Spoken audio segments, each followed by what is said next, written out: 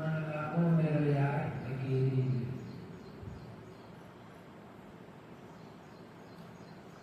जो सुख हुई है राम भजन में,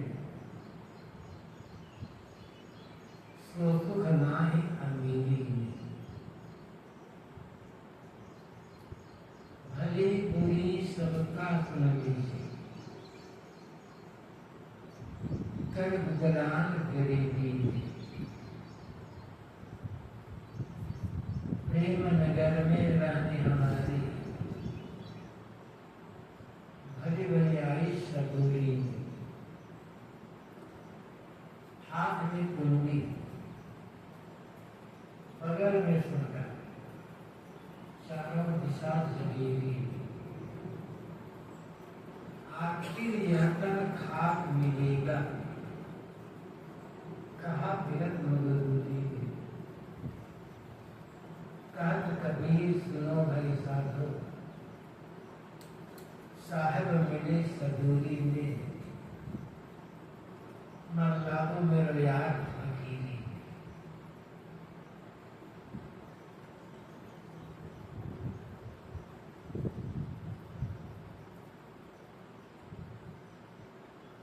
हर व्यक्ति को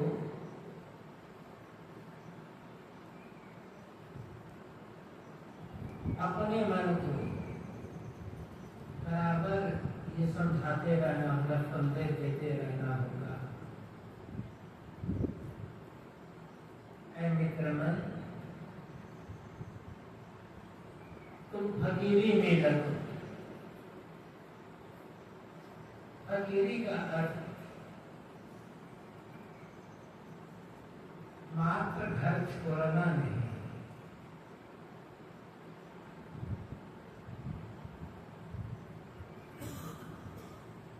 फकीरी का अर्थ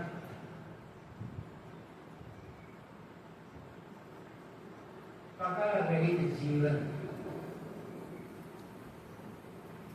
फकीरी का अर्थ सब तरफ से निश्चिंत निश्चित मन वाला हो जाना। फिकर सभी को खा गई, फिकर सभी का पी।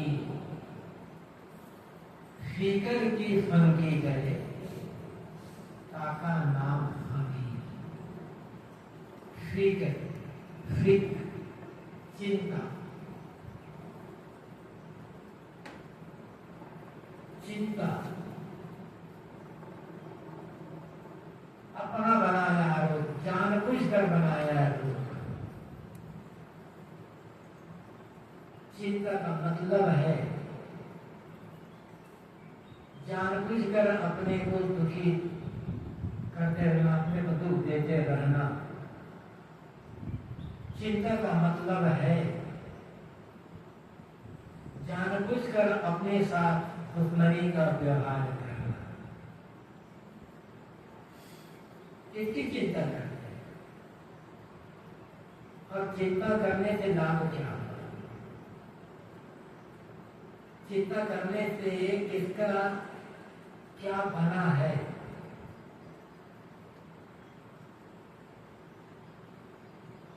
जो होना है वो होकर के रहेगा, जो करना है वह करते रहो बस।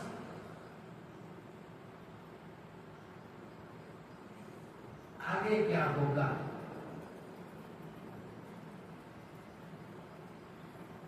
अच्छा भी तो हो सकता है ना।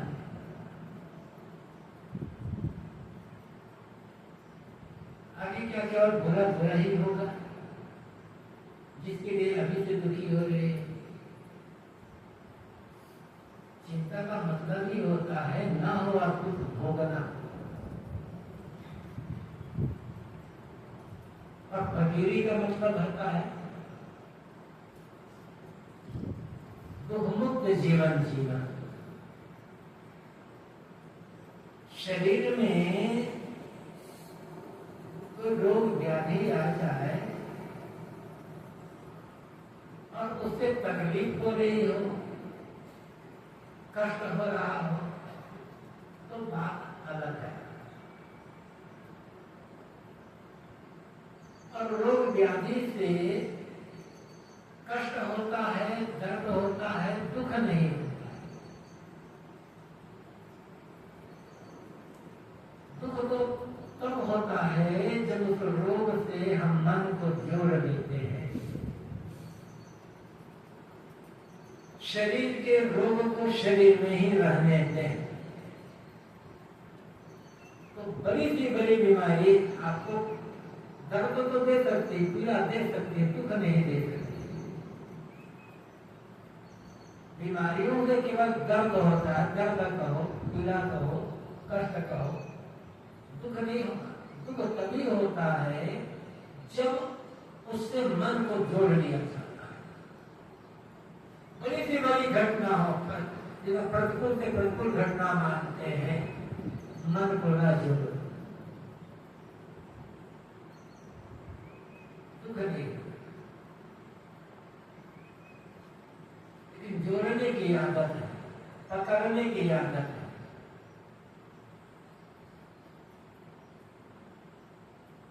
ये आदत दुख का कारण है।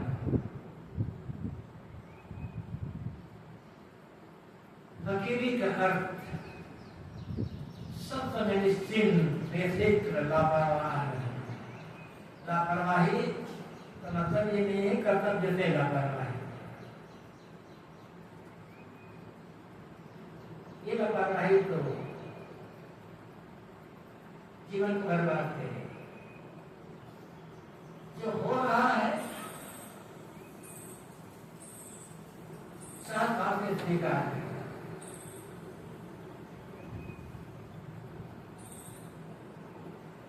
तीन रास्ते हैं।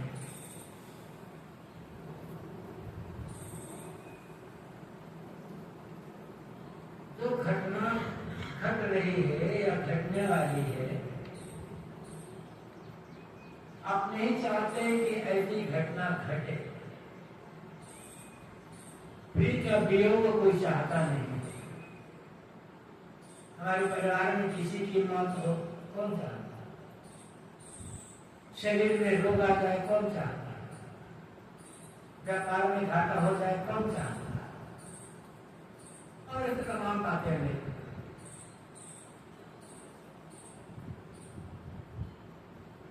तो ऐसी घटना मान लो आपको लगता है कि ये घटना घटने वाली है, तो पूरी ताकत लगा करके उसको रोकने का काम करें। जी जान लगा दो पूरा, और वो करते रोकना। अब पूरी ताकत लगाने के बाद भी रोक नहीं सकते, तो पूरी ताकत लगाकर उसे बदलने का प्रयास करो। यदि रोक नहीं सकते तो बदल लो। ये दो है, या तो रोको या बदलो। अब पूरी ताकत लगाने के बाद भी ना आप रोक सकते हैं ना बदल सकते हैं, तो फिर स्वीकार करें। और कोई चौथा विकल्प नहीं।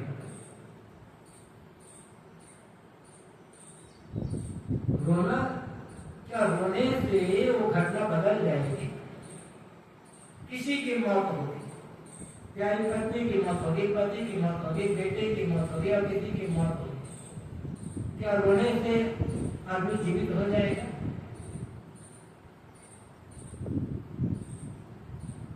क्या उसके बदले आप खुद मरना चाहोगे? उसके मृत्यु को तो रोक नहीं पाते। चलो वो जीवित हो जाए, उसके बदले हम मर जाकर के हमें तकलीफ ना हो, इधर से क्या? अब दोनों नहीं हो सकता तो स्वीकार करो। बुढ़ापा किसी को पसंद नहीं है, लगा दो ताकत पूरी तरह, छोड़ दो पूरी ताकत कि हम बूढ़े ना होने का।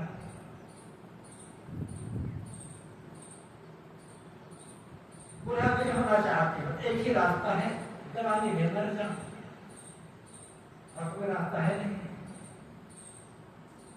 तो आप बुढ़ा नहीं होना चाहते तो लगाओ ना पूरी ताकत। या बदल लो, पैसा उपाय करो, बढ़ापा आए ही ना। फिर भी बढ़ापा आएगा तो स्वीकार कर, जो है जैसा है।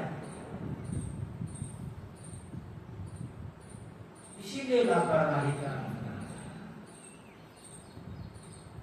फकीरी, घर छोड़ना फकीरी नहीं, फकीरी पकड़ छोड़ना है।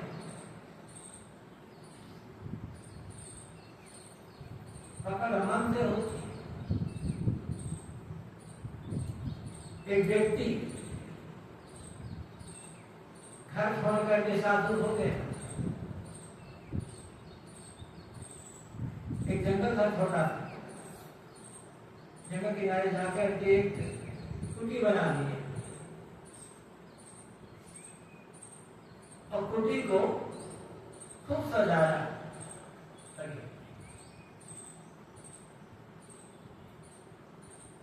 स्नान करने कुछ लिया करके कुछ लेकर, अगर देते तो लेकर के कुटी को खूब सजाया।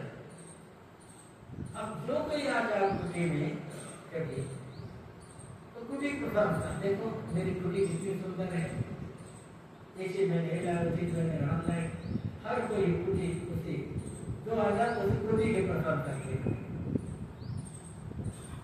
आगंतुक क्या है सुन लिया। एक बार घूमते घामते एक वैराग्यवान संत आगमन हुआ बोलते हैं, अगर सरकार किए बैठे। फिर तो महात्मा गांधी को कुटी की प्रशंसा, देखिए महाराज जी मेरी कुटी कितनी सुंदर है, कितना बढ़िया मैं सजाया, कितना मैंने साफ सुथरा रखा है, घूम फिर करके कुटी के। तो महात्मा ने कहा तुम घर को छोड़े,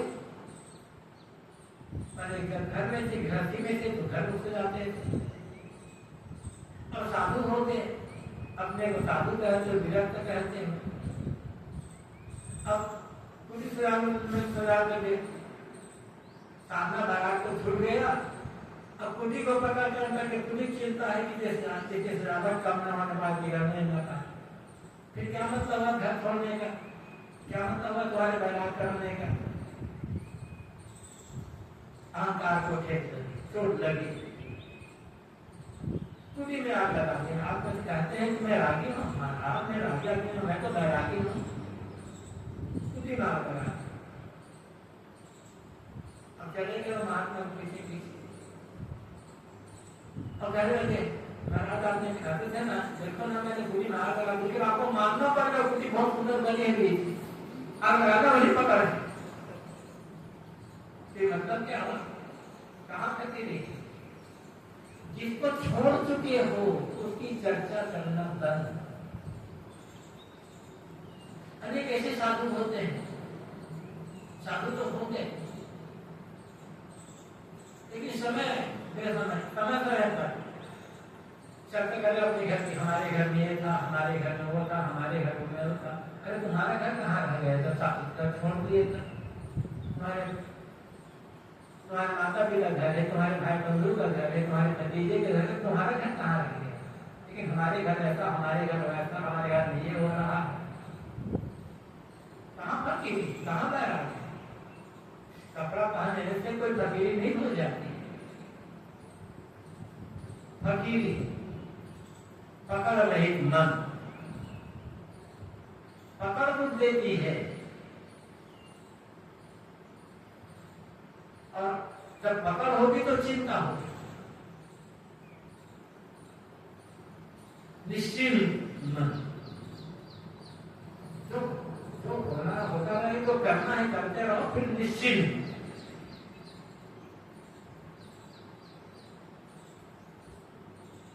सब तरह से निश्चिंत रह जाना, पूर्ण निश्चिंत और निर्मोह होना, ये फकीरी। आनंद इसी में।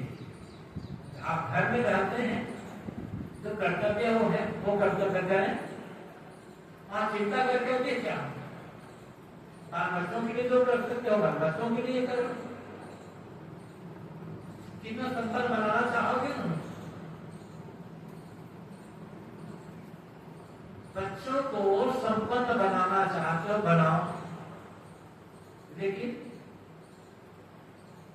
धन से संपन्न बनाने का अपेक्षा यदि संस्कारों से संपन्न बनाए तो अपने अपने अपनी संतान के साथ भलाई का तो काम किए।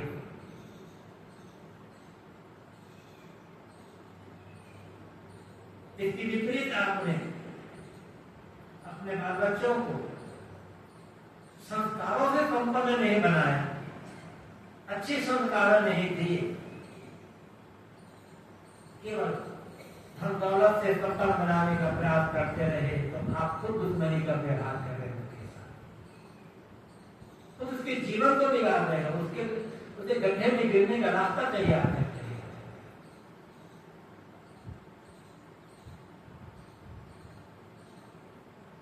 तो वहां भी चिंता की आवश्यकता नहीं, चिंता ही करने है ना तो ये सोचो कि मेरे बच्चे संस्कारी कैसे बने, अरे धर्म ना बन पाए, एक अच्छा इंसान बन करके बेटे जितनी सीख देते हैं जितनी सीख दो, चिंता इसके लिए करो।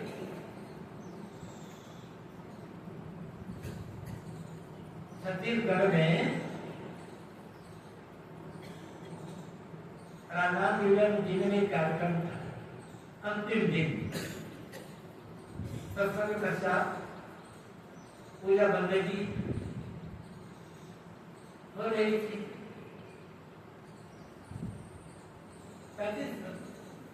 40 साल की युवती आई, बिल्कुल यहाँ से एकदम सर कटी खड़े हुए मेरे और कहते हैं महाराज जी आशीर्वाद दीजिए।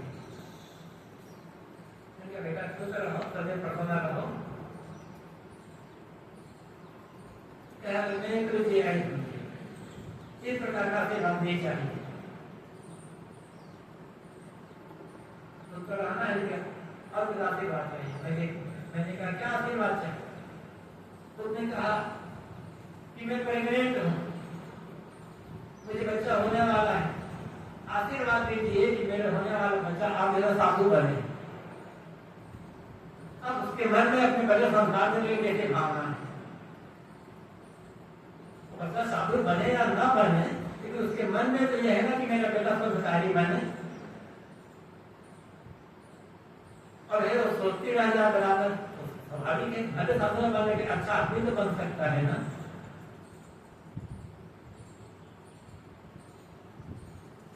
बाल बच्चे जितना संपन्न हो, जितने धन दौलत उनके पास हो, ये चिंता करने की आवश्यकता नहीं। उनके कर्म कमाई उनके साथ है, प्रारब्ध है, पुरुषार्थ है। चिंता ही करना है उनके संस्कारी बने, एक अच्छा मनुष्य बने, इसकी चिंता कर। बात यहाँ तो पता गया है, मन लागो में गया फकीरी, फकीरी में रहना सबको, फकीरी पकड़ रहे मन, किसी भी चीज को अपने मन पर हावी ना होने दे। चीजें हैं प्रयोग करो, लेकिन किसी भी चीज को अपने मन में हावी ना होने दो। चीज मिली प्रयोग कर लो, उसके बाद आप हटा दो मन, उसके बारे में सोचना ही नहीं।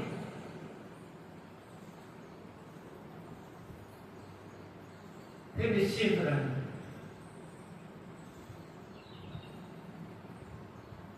जो सुख हुए हैं राम भजन में, सो सुख नारी अमीरी में। राम भजन में जो सुख है वो सुख अमीरी में नहीं।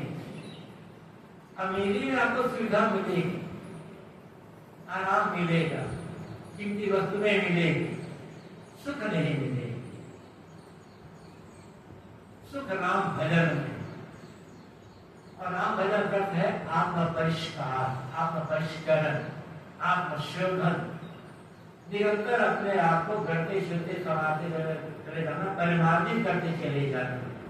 और परिमार्जित करते करते इतना परिमार्जित कर लेना कि मन में, जीवन में कोई दोष, कोई विकार, कोई कुटेर न रहने पाए। पूर्ण मन शुद्ध मन हो जाना, हे राम भजन। बाहरी अपने से सब लोग अपना अपना, कोई राम भजन करता, कोई राम भजन करता, कोई और भजन करता है, लेकिन जो सबके लिए लागू होता है, जैसा राम भजन ना करके अल्लाह भजन, खुदा भजन कर सकते हो, ईसा भजन कर सकते हो, कबीर भजन, नानक भजन कर सकते हो, लेकिन सबका सार क्या है?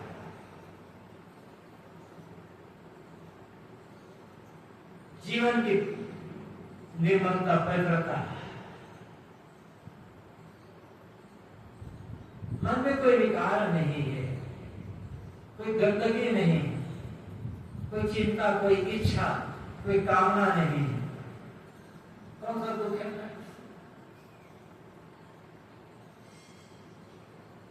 जितनी कामना उतना दुख, और कोई कामना नहीं है तो कोई दुख नहीं है। चाह गई चिंता मिटी, मनुमा बेपरवाह, जाको कछु न चाहिए सोई शहंशाह, बिना पैसे की बादशाह, चाहने में परवसता है, ये मिले वो मिले वो मिले, कोई जरूरी है मिल जाए, और हमें नहीं चाहिए, कुछ ना चाहिए, इसमें कौन सी परवस्था है? कुछ ना चाहिए, इस बात का तो भोजन मिलेगा, काम तो करते रहोगे, भोजन मिलेगा। और जितनी चाहना रखेंगे उतना अपने को बेचती चली जाएगी। राम भजन का अर्थ है निश्चाह मन होना, कामना हीन मन वाला बन जाना। आगे समझ में आ रहा है? तो आत्म परिष्करण में, आत्मशोधन, आत्मनिर्मलता में जो सुख है, अमीरी में वो सुख नहीं। अमीरी में केवल दिखावा है, अमीरी में मन उत्तेजना है बस। और जहां उत्तेजना है मन में, वहां सुख कहां?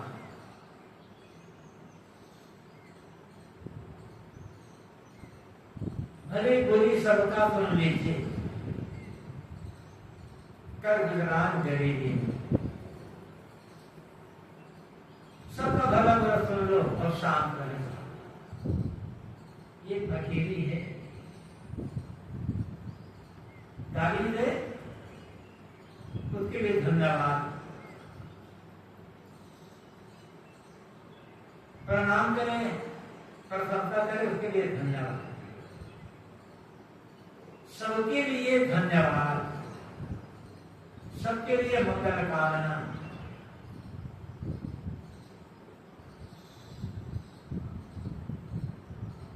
किसी के लिए भी मन में अमंगल कामना है, मतलब नुकसान अपना है।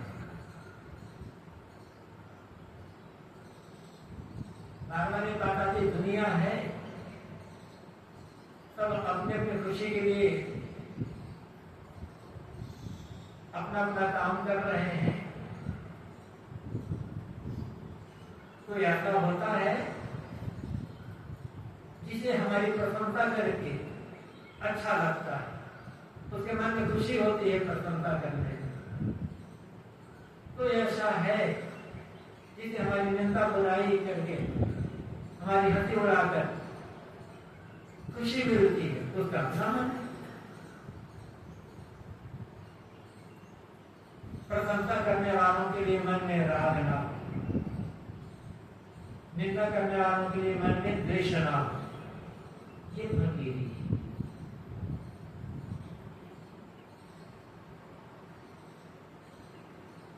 ऐसा साधना हो करना है।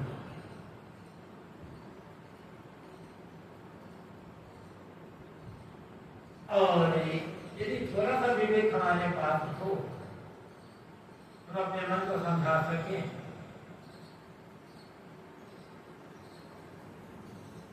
तो प्रशंसा सुन करके भूलने भटकने का अवसर रहता है, अहंकार आ जाता है। किसी अच्छे आदमी कोई बिरला हो पूर्ण जागृत, तो उसकी बात छोड़ दो। किसी आदमी के साथ मित्र बनकर दुश्मनी का व्यवहार करना है, एक ही रास्ता है, उस आदमी की झूठी प्रशंसा करनी चाहिए। मित्र भी बने रहोगे और दुश्मनी नहीं, उस आदमी को जीवन गड्ढे मिलाने का काम भी करते रहोगे। क्योंकि प्रशंसा सुन करके अपने सावधान न रहे तो अहंकार आता है और धीरे धीरे फिर अच्छा काम करना छोड़ देता है, फिर अहंकार पुष्टि के लिए करता है। प्रशंसा में तो भूलने भटकने का अवसर रहता। हाँ, कोई दूसरा आदमी अच्छा काम कर रहा है, परायण है, संतोषी है, संशील है, या ईमानदार है, त्यागी है, जो मन से उसकी प्रशंसा करे, लेकिन झूठी प्रशंसा नहीं, सही प्रशंसा, अपने लिए प्रशंसा ना चाहे। निंदा भी कर रहा है तो सावधान रखना है। वो यह है कि हमने तो कोई गलती नहीं की, फिर भी हमारी निंदा क्यों कर रहा है? तो सोचना होगा, जब हमने कोई गलती नहीं की फिर हमारी निंदा हो रही है, यदि गलती करें तो कितनी निंदा होगी? ये निंदा करने वाला तो हमें सावधान कर रहा है, हमारे कल्याण के लिए, हमारी भलाई के लिए हमें सावधान कर रहा है। उसे तो धन्यवाद देना। तो भली बुरी सबका सुन लीजिए, कहते हैं भला बुरा सुन लो सबका, और कोई रास्ता नहीं है। ये दुनिया है, जिसका जैसा मन। हाथी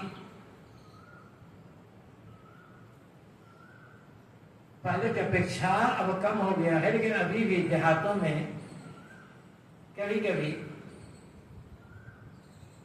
जो लोग हाथी पाले रहते हैं, हाथी लेकर गांव में आते हैं। हिंदुस्तान में लोगों के मन में भक्ति भावना बहुत ज्यादा है। लोग ये मानते हैं कि हाथी गणेश जी का प्रतीक है।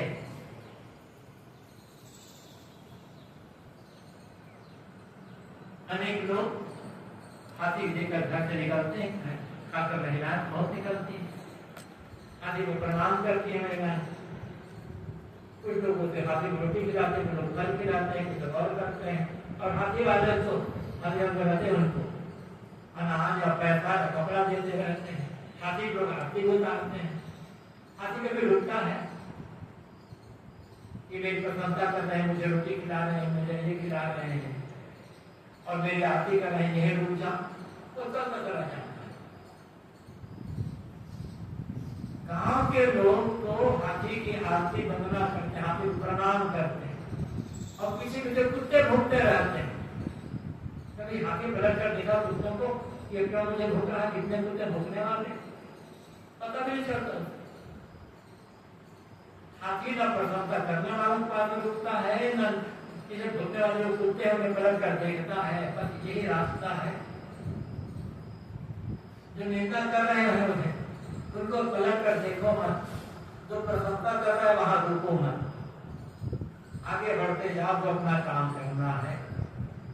हस्ती चाहिए ज्ञान की सहज बड़ी का डाल, सांग संसार है भूकंप ऐसा है। ये संसार तो कुत्ते के समान है, इसे भूखने तो भली बुरी सबका सुन लो, सबका भला बुरा सुन लो, लेकिन किसी को अपने मन में रखो मत। निश्चित है जहां अनुकूलता रहती है, अनुकूल लोग रहते हैं, वहां सेवा स्वाध्याय साधना का लोग मंगल का काम अच्छा होता है, बढ़िया होता है, तो रहता रहती सुविधा रहती है। और जहाँ प्रतिकूलता है, न आगे से सेवा बन सकती है, न संयम प्रार्थना का काम हो सकता है, न ध्यान भजन हो सकता है, कठिनाई आती है। लेकिन नहीं चाहने पर भी प्रतिकूलता मिलती है और चाहने पर भी अनुकूलता चली जाती है। ऐसा आता है, न अनुकूलता रह जाती है, न प्रतिकूलता रह जाती है, न निंदा करने वाले रह जाते हैं, न प्रशंसा करने वाले रह जाते हैं, मिलजुल कर सब छूटे चले जाते हैं। क्यों उनके दिमाग में, क्यों सबको दिमाग में बना करके रखा जाए? क्या कहते हैं, भली बुरी सबका सुन लीजिए, सबका भला बुरा सुन लो और अंदर से सबके लिए कल्याण कामना, सबके लिए धन्यवाद, ये सोचते रहे कि सबका भला हो, सबका मंगल हो, सब सुखी रहे। क्या दी गई है इसमें? अपना भला चाहते हैं, अपना मंगल चाहते हैं, तो सबका मंगल चाहना जरूर करते हैं। सबका मंगल, सब हम हमेशा सोचते रहो सबका मंगल, सबका मंगल। उनका मंगल हो या न हो, हमारा आपका मंगल हो जाए। कर गुजरान गरीबी में, क्या कहते हैं, गरीबी में गुजर कर, या गरीबी में गुजर करने का हटपटे कपड़े पहनना, रूखा फूका भोजन खा लेना, टूटी झोपड़ी में रहना, क्या गरीबी में रहना है? इसके साथ नहीं करना है। गरीबी का मतलब दिखावा रहित जीवन, गरीबी का मतलब थोड़े में गुजर करना, अपने लिए अधिक खर्च ना करना, रात दिन अपने स्वार्थ की चिंता न करते रहना, रात दिन जितना अपने स्वार्थ चिंता करोगे तो और गरीब बन जाओ। दूसरे के स्वार्थ के बारे में भी सोचे, आपका स्वार्थ पूरा हो जाएगा और दूसरे स्वार्थ में पूरा तो सबके बाद होने वाले को कभी कमी नहीं हो। मिथ्या भ्रम रहता है, हम दूसरे बारे में सोचेंगे तो हमें तकलीफ हो जाएगी। तो गरीबी अपने लिए कम से कम वस्तुओं में गुजर करने की भावना, दिखावा रहित, तड़क भड़क रहित जीवन व्यतीत करना, ये गरीबी।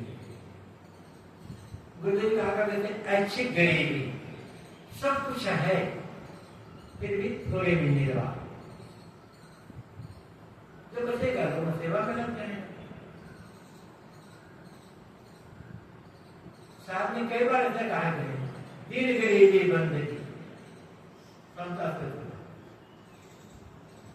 दया गरीबी बंदगी भी रहते हैं। दया है दूसरों मन में, दूसरों में दया रखो, बंदगी सेवा करो। गरीबी सादा जीवन, गरीबी हम कह सकते हैं सादा जीवन उच्च विचार है, सादा जीवन, सात्विक जीवन। इसमें जो आनंद है दिखावा आनंद नहीं। खाने ही बैठे ऐसा भोजन, ऐसा ये मीठ मसाला, ऐसी चटनी, ऐसी मिठाई, मीठ में की बात नहीं, क्या फायदा है? जो शरीर की प्रकृति के अनुकूल है वो जो मिल जाए खा लो, तुम्हें संतोष रखो। खा भी रहे हो और मन ही मन गुस्सा भी कर रहे हो, खाने वाला भोजन बढ़िया पचेगा नहीं, पानी बन जाएगा, मन तो खराब हो ही रहा, शरीर भी खराब हो जाए। खाने बैठो तो प्रसन्न मन से खाओ, जो भी मिल जाए। निंदा कर रहे हो, ये क्या भोजन बनाया जाता है, वैसा वैसा, जिस भोजन निंदा कर रहे हो वह भोजन भी दुनिया में लाखों लोगों को बड़ी मुश्किल से मिल रहा है। आपको तो बिना मेहनत मिल रहा है ना, उस भोजन के लिए तरस रहे हैं लोग, लाखों लाखों लोग। ऐसा क्यों नहीं समझ लेते? क्यों अपने आप को बिगाड़ रहे हैं? ऋग्वेद में भी जगह आया है, भोजन करने बैठे हो तो जो भी भोजन आ जाए, जैसा भोजन आ जाए उसकी निंदा मत करो,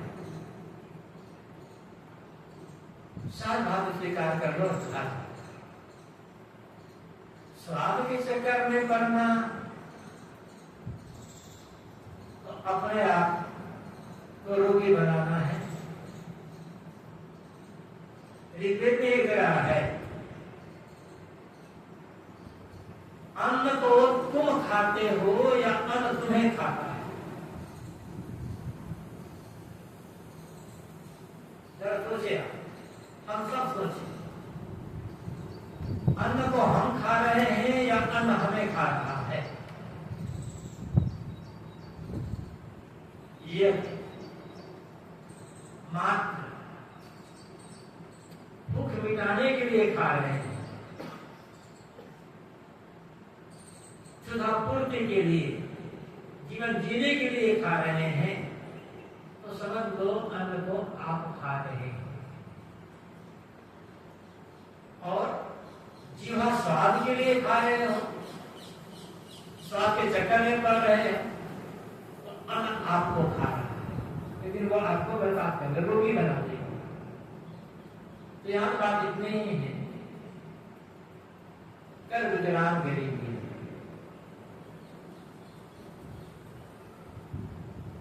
कम से कम वस्तुओं में गुजर करना, सादा जीवन, सरल जीवन, दिखावा नहीं जीवन। जब जो मिल जाए उसमें संतुष्ट रहना, अधिक अधिक चाहना का त्याग कर देना, ये गरीबी में जीवन। प्रेम नगर में रहनी हमारी हरि बनी आई सबूरी में। सदगुरु कबीर कहते हैं हमारा रहना प्रेम नगर में हो रहा है। ये प्रेम नगर कहाँ है? किसी मोहल्ले का नाम प्रेम नगर रख दो, या जिस मकान में रहते हो उस मकान का नाम प्रेम कुटीर रख दो, तो वो प्रेम नगर में या प्रेम कुटीर में रहना नहीं है। मकान का नाम है प्रेम कुटीर, और बिना गाड़ी लेकर बात नहीं करते। अगर सब आदमी क्रोध भरा हुआ तो मकान में प्रेम कुटीर रखने से क्या होगा? मन प्रेम नगर रहने मतलब सारी कड़ता, कठोरता, क्रूरता,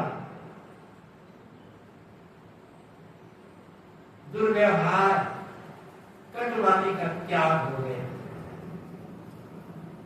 सरलता है मन में, विनम्रता है, कोमलता है, व्यवहार में कोमलता है, वाणी में कोमलता है, मन में कोमलता है, कहीं किसी के द्वेष नहीं है, बैर नहीं है, बस ये प्रेम नगर में रहना।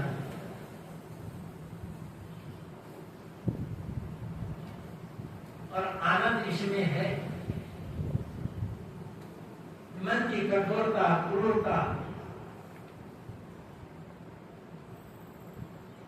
हर समय बड़बड़ाते रहना, चिढ़ते रहना, भुनभुनाते रहना, ये तो जी नरक बना नाक में भी दूसरों को दुखी करना है ही।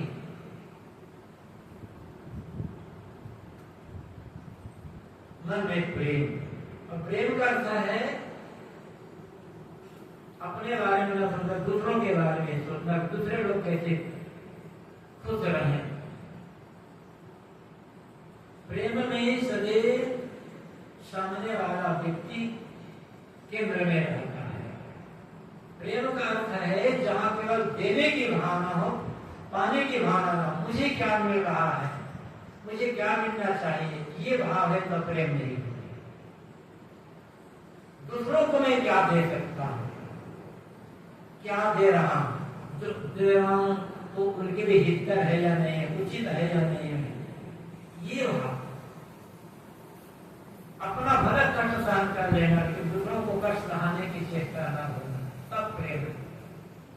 तब होगा जब मन में कोई अपने लिए कोई स्वार्थ नहीं होगा और अहंकार नहीं होगा, तब प्रेम होगा। स्वार्थ, जरा भी स्वार्थ का भाव है और अहंकार है, तब प्रेम नहीं होगा। सदगुरु कबीर ने प्रेम को महत्व दिया, वस्तु को महत्व नहीं दिया। इसलिए उन्होंने कहा कि भाई आकर प्रेम का पढ़े तो पढ़े। प्रेम के लिए त्याग चाहिए, प्रेम के लिए समर्पण चाहिए। सावित्री भी कहा दिया है, यदि तुम प्रेम पाना चाहते हो तो प्रेम तो देना ही होगा, लेकिन इसके लिए सिर भेंट करना होगा। यह तो घर है प्रेम का, खाला का झरना, शीश उतारे भूमि धरे तब पैर को धरना, शीश दान करना पड़ेगा। मतलब क्या? स्वार्थ अहंकार का त्याग। तो प्रेम नगर में रानी हमारी भली भली आइटम हो रही था, हमारा रहना प्रेम नगर में। सारी कड़ता, कठोरता, क्रूरता का त्याग हो गया, अहंकार का त्याग है, सब तरफ सरलता है, कोमलता है, विनम्रता है, पर दुख कातरता है, दूसरे हित की भावना है। तो ये प्रेम नगर में रहना। भली भली आई कटोरी में साहब ने देख लिया, अब संतोष में ही गुजरता है, संतोष में ही आनंद, संतोष में ही कल्याण।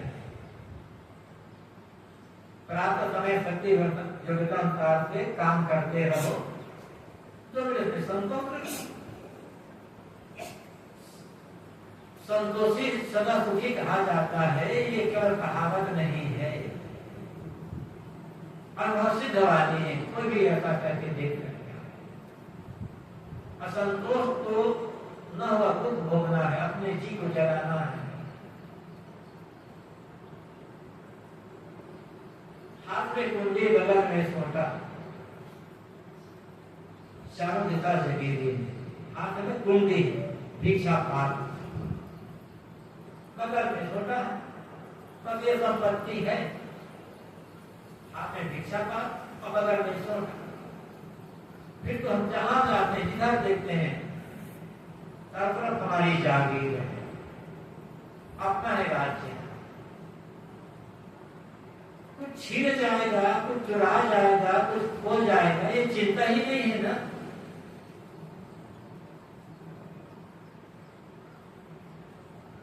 जब कोई पकड़ ही नहीं है, कोई स्वार्थ कामना है, कोई अपना माना ही नहीं जा रहा है, तो सब तरफ अपनी जागीर है। नागार्जुन एक बहुत बड़े संत हुए।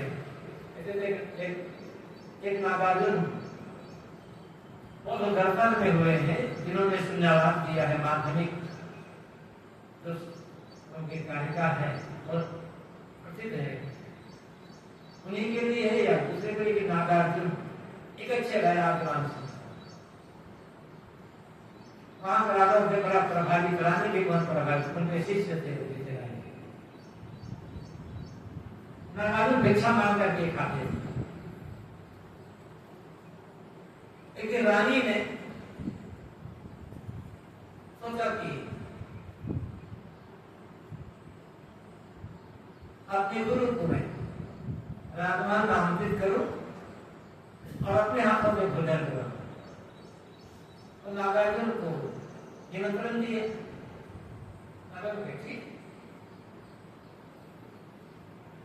नागार्जुन समय पर राजमहल में गए। रानी ने सोचा कि आज मेरे गुरुदेव पधारे हुए हैं, इसे समान प्रधान थाली में भोजन करता हूं, सोने की थाली में भोजन करना है। सोने की थाली में भोजन ला के अंदर, और रानी ने कहा दिया, गुरुदेव सेवा स्वीकार करें। और ये सोने की खाल भी आपको दे। लोग कहते हैं एक औपचारिकता बस करते हैं, सोचते होंगे कि ये तो बैरागी साधु सोने खाल की क्या नहीं है। कई लोग कहते हैं भगत लोग जब कोई महात्मा पंथ में जाते हैं, हमारा क्या हमारा आपका ही है, हमारा हमका ठीक है, मेरा है, मैं रहता हूँ, लोग निकल जाता है, तब पता चलेगा कि हमारा क्या आपका है। तो कहा कि गुरुदेव सोने के थाल भी आपको भेंट कर रहे हैं दक्षिणा। नागार्जुन भजन किए और सोने की थाली लेकर चले गए और ऐसे बड़े गड़बड़ हो गए। उसे सोने की थाली में भिक्षा मांगने लग गया वो नागार्जुन। एक चोर ने देखा, नागार्जुन तो सब कुछ खाती है, इसके पास सोने की थाली, तुझे भिक्षा मांग रहा है, ये तो मुझे मिलना चाहिए, चुराने फिक्र में उनके पीछे घूमते रहते। नागार्जुन नहीं समझ गए ये चोर मेरे पीछे पड़ा हुआ है। चुराने के लिए, लेकिन नागार्जुन दोपहर के समय भिक्षा मांग कर आए, थोड़े खर्चे करके किए काली कुटी में, और पीछे पीछे चोर भी आ गए कुटी के बाहर और सोचे कि नागार्जुन भी जब आराम करें तो जाके तब कुटी में जाकर खाली को भी चुरा लेंगे। नागार्जुन भजन किए, भजन खाली स्नान करके कर दिए और नागार्जुन समझते कि चोर छिपा हुआ है, तो जंगले से तो थाली को चोर के पास गिरा दिए ताकि और कुछ ना। चोर तो दंग रह गया, जिसे चुराने के लिए यहाँ आया हमको तो इन्होंने गिरा दिए। इसका मतलब नागार्जुन के में ये सोने के थाली है ये भाव नहीं है, इसके तो ये भिक्षा पास नहीं है, कोई बड़ा धन इसके पास मिला हो। चलो आकर विकर्म गिर गया, भगवान मुझे मैं चुराने का हाथ में मुझे चाहिए, मुझे वो धन दीजिए जिसके सामने सोने की थाली भी तुच्छ है। बात ये संतोष जब मन में है ना, तब क्या पीतल की थाली, क्या सोने की थाली, क्या अमूल्य थाली, क्या चांदी की थाली, व्यवहार अपने से लिखा है, लेकिन मतलब यह है हर समय मन में संतोष है। और जब अपने पास पूछेंगे तो चुराएगा।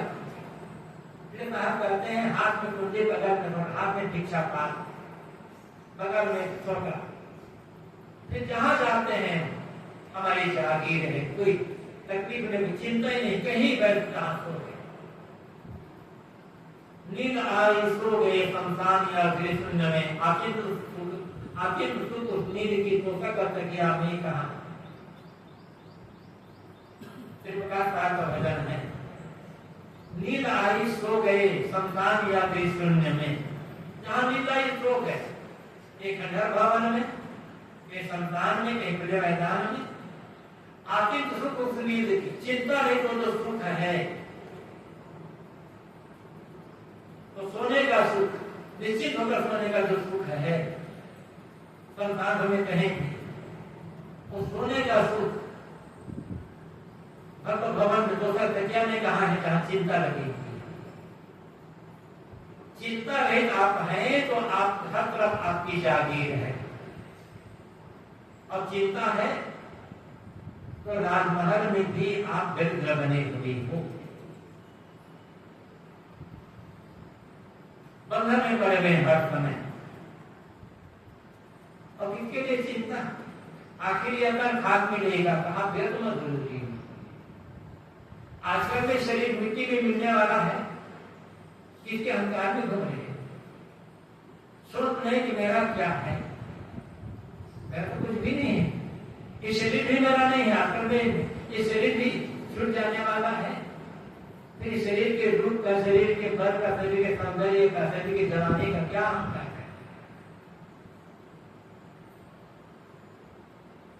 सुंदर से सुंदर, बलवान से बलवान शरीर को मिट्टी में मिलने में देर नहीं लगती है।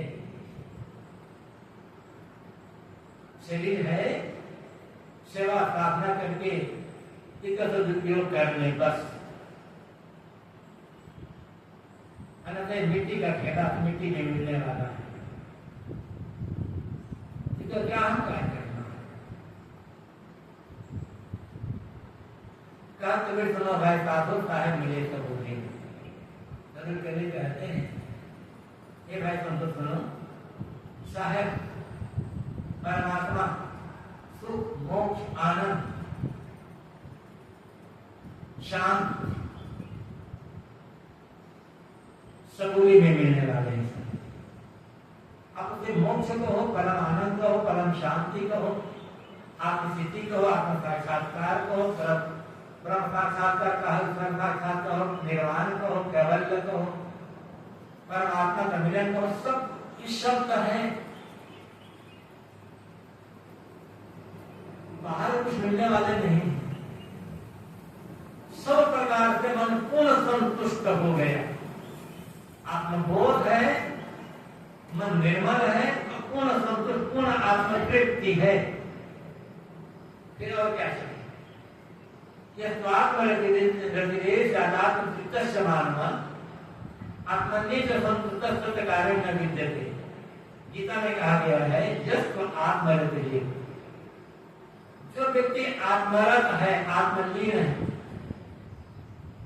आत्मतृप्त है और आत्मसंतुष्ट है, तस्य कार्य में विद्यते। अब उसके लिए कोई काम बाकी नहीं रह गया है।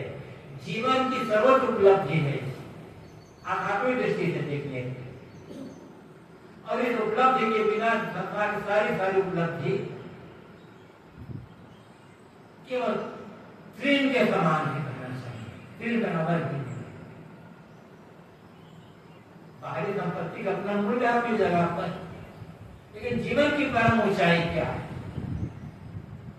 मन का आत्मरत, आत्मलीन होना, आत्मतृप्त होना और आत्मसंतुष्ट रहना, ये जीवन की परम ऊंचाई है। और यही साहब का मिलना है, ये परमात्मा का मिलना है, ये आत्मा का मिलना है, ये निर्वाण केवल का मिलना है जीते से। इसके लिए आप कहते हैं मैं रातों में गया फकीरी में लगना, कहीं पकड़ना हो मन में, अमुक चीज मेरी है ये भाना ना हो, और मन में कोई चिंता ना हो, निश्चिंत मन कहना चाहिए, निर्भय मन, संतुष्ट मन, शांत मन, तृप्त मन, पकड़ रहित मन, ये फकीरी। सच्चा आनंद इसी फकीरी में है। आप चाहे घर में रहें चाहे मठ में रहें, जो कर्तव्य है स्वाभाविक रूप से कर्तव्य का पालन करते रहें, लेकिन सबसे अपने मन को ऊपर उठा करके रहे तो घर में रहते बिना फकीर हो सकते हैं। बिना फकीरी जीवन का आनंद नहीं मिलने वाला, बिना फकीरी के दुख मिटने वाला नहीं है। इसलिए हर आदमी को अपने अपने ढंग से उस फकीरी को जीवन में साधना, हर आदमी को अपने अपने ढंग से फकीर बनना हो। फकीर बनने के लिए कपड़ा बदलना नहीं है, फकीर बनने के लिए, फकीर होने के लिए मन बदलना हो।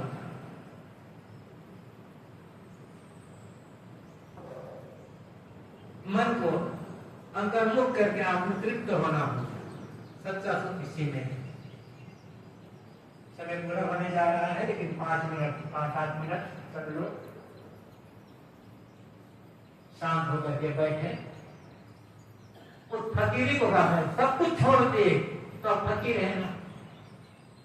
कुछ पकड़ा मन में नहीं है तो आप फकीर है। पकड़ने में कला है, पकड़ने में बंधन है, और जितना भी पकड़ेंगे लेकिन सारी पकड़ छूट जाना है। इसे छोड़ने के पहले छोड़ दीजिए। आंता ममता, मैं मेरी की भावना छोड़ देना ही फकीरी है। अंत ममता का त्याग करना ही फकीरी।